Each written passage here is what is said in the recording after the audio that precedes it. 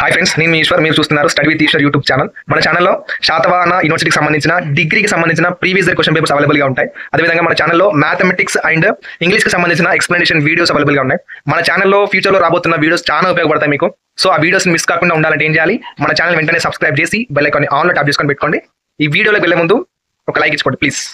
Okay, ఇది BBA group వాళ్ళకు third semester వాళ్ళకు సంబంధించిన క్వశ్చన్ పేపర్. సబ్జెక్ట్ వచ్చేసి ఇక్కడ ఆర్టిఫిషియల్, ఇక్కడ computer application and artificial intelligence group వాళ్ళకు ఇది సిలబస్ వచ్చేసి ఏంటి? Relational data base management system, అంటే RDBMS, అంతేనా? RDBMS సిలబస్ అండి.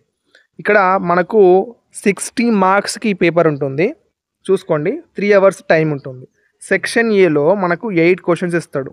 ఓకే, అర్థం చేసుకోండి. ఫస్ట్ పేపర్ ప్యాటర్న్ అర్థం చేసుకోండి.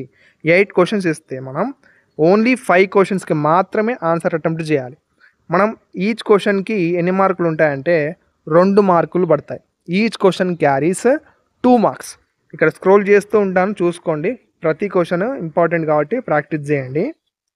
సెక్షన్ బిలో ARB టైప్ ఇస్తాడు. ఏదైనా ఒకటి చూజ్ చేసుకొని రాసినందుకు మనకు ఒక్కదానికి 10 మార్క్స్ పడతాయి, 10 మార్కులు పడతాయి. ఓకే, ఇక్కడ చూసుకోండి, ప్రతి క్వశ్చన్ ఇంపార్టెంట్.